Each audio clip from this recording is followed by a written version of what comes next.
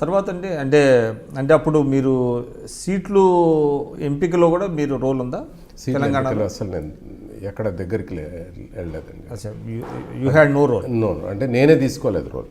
Because కొన్ని issues నుంచి నేను దూరం ఉన్నాను అనుకున్నాను. అదొకటి సీట్ల ఎంపికలో నేను వేలు దూర్చలేదు. అది చిరంజీవి గారు వాళ్ళు కూర్చొని చేసుకున్నారు. కానీ అప్పుడు మీరు నిజామాబాద్లో కూడా పోటీ చేసినట్టున్నారు. నిజామాబాద్ యాక్చువల్లీ నేను మీకు ఇప్పుడు చెప్పిందే కంటిన్యూషన్లో నేను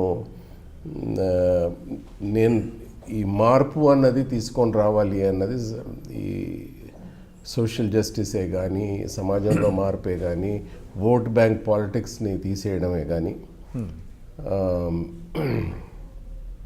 అది అంటే నాకు కొన్ని ఆలోచనలు ఉన్నాయి దాని గురించి. ఒక కొంచెం ఎక్స్టెన్షన్ చేసి వెళ్ళాలనుకుంటే ఇప్పుడు ఎడ్యుకేషన్ ఉంది. ఇంతవరకు జరిగింది నా ఒపీనియన్లో ప్రజలేమో వాళ్ళ పిల్లలు చదువుకోవాలని అనుకుంటారు. కానీ ఈ పొలిటికల్ పార్టీస్కి ఏంటంటే ఎడ్యుకేషన్కి ఎక్కువ ప్రాముఖ్యత ఇవ్వలేదు. ఎస్పెషలీ ఈ రోజుల్లో ఎప్పుడైతే ఇరిగేషన్ ప్రాజెక్ట్స్ దాంతో వస్తున్న డబ్బు, కరప్షన్ ఎంత ఎక్కువైపోయిందంటే, అదే అంటే కొన్ని రెవెన్యూ ఎర్నింగ్ పోర్ట్ఫోలియోస్ ఉంటాయి, కొన్ని సామాజిక బాధ్యతలు ఉంటాయి, స్పెండింగ్ ఉంటుంది. సో ఈ రెవెన్యూ ఎర్నింగ్ పోర్ట్ఫోలియోస్ ఏంటంటే ఇప్పుడు ట్రాన్స్పోర్ట్ ఉంది, ఎక్సైజ్ ఉంది, ఇరిగేషన్ ఉంది, ల్యాండ్ రెవెన్యూ ఉంది, ఇవన్నీ revenue earning portfolios. Health and education ఏమో సామాజిక బాధ్యతలు. ఈ రెవెన్యూ ఎర్నింగ్ వాటితోని ఒకటి డబ్బులు వస్తాయి, పొలిటీషియన్ జేబులోకి డబ్బులు వస్తాయి, గవర్నమెంట్కి డబ్బులు వస్తాయి. వచ్చిన డబ్బులతోనే ఓట్లు కూడా కొనుక్కోవచ్చు. కానీ ఈ సామాజిక బాధ్యతనున్న వాటితోని వీళ్ళు డిసైడ్ చేసేసుకున్నారు, దీంతో డబ్బు కూడా రాదు, ఓట్లు కూడా రావు. చదువుకున్నాడు అనుకోండి, చదువుకుంటే ఎలక్షన్ బూత్లోకి వెళ్ళి లిస్టు చూసి ఓటేస్తాడు. వాళ్ళకి లిస్టు చూడకుండా వాళ్ళకి సింబల్స్ చూసి ఓటేయాలి. సో అందుకోసమని ఆ చదువు వీళ్ళకి ఎంత దూరం ఉంటే అంత గొర్రెల మంది లాగా వెళ్ళి ఓటేస్తారు. అలాగే హెల్త్ కూడా, హెల్త్ అది మంచి ఎక్విప్మెంటు అంతా పెట్టి డబ్బులు ఖర్చు పెట్టినా కానీ ఎవరైతే లబ్ధి పొందుతాడో వాడు బయటికి వెళ్ళి డాక్టర్ దేవుడు రా అంటాడు. ఈ పొలిటీషియన్ ఇవన్నీ పెట్టాడందుకు నేను బతికాను అనకుండా డాక్టర్ దేవుడు అంటాడు. సో క్రెడిట్ వీళ్ళకి రావట్లేదు. సో అది ఓట్స్ రావట్లేదు, డబ్బులు రావట్లేదు.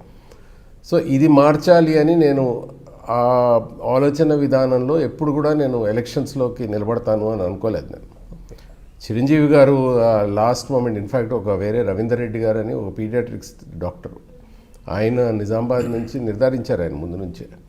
మరి అది ఒక రోజు ముందు ఫోన్ చేసి లాస్ట్ డే ఆఫ్ నామినేషన్కి నువ్వు వెళ్ళి నామినేషన్స్ వెయ్యి అన్నాడు. రాత్రి 10 గంటలకు 11 గంటలకు. లేదండి, నేను అసలు ఎలక్టోరల్ పాలిటిక్స్లో నిలబడదలుచుకోలేదు. మీరు గెలిచాక నేను వెనకుండి నేను ఏదైతే ఆలోచన విధానాలు ఉన్నాయో అవి నేను చేస్తాను, కానీ నేను నిలబడను అన్న. ఒక 15-20 నిమిషాలు నాతో మాట్లాడి, నా భార్యతో మాట్లాడి కన్విన్స్ చేశారా? అమ్మ, పవన్ కళ్యాణ్ ఎంతో వినయకుడు, అంతే నాకు నిజామాబాద్ వెళ్ళమనండి అని ఆయన కన్విన్స్ చేయడంతో నేను వెళ్ళాను. అది సికింద్రాబాద్ ఆశించారు అని అంటారు? లేదు, అసలు నేను నిలబడినాను. ఓకే. మొన్న ఎలక్షన్స్లో సికింద్రాబాద్ ఇస్తే బాగుంటుంది అని అనుకున్నాను, కానీ అక్కడ అంజన్ కుమార్ యాదవ్ ఆల్రెడీ ఉన్నాడు కాబట్టి ఆశించడానికి కూడా వీలు లేకుండింది. అతను బలహీన వర్గాల నుంచే. నేనేది అప్పుడు ప్రజారాజ్యం మిమ్మల్ని సికింద్రాబాద్ మీరు ఎక్స్పెక్ట్ చేశారు, ఎందుకంటే మీ నాన్నగారు ప్రాతినిధ్యం వహించినటువంటి 2 సార్లు ప్రాతినిధ్యం వహించారు. కానీ నేను అసలు ఎలక్టోరల్ పాలిటిక్స్ గురించి అనుకోలే. ఓకే. నేను ఆ ఆలోచననే పెట్టుకోలేదు నేను అసలు ఎప్పుడు.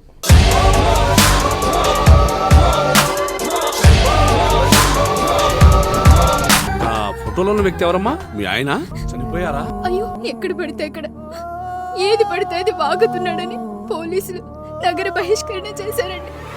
మొదటి భార్యని చేసుకున్నాక పిల్లలు పుట్టలేదని రెండో పెళ్లి చేసుకున్నారు.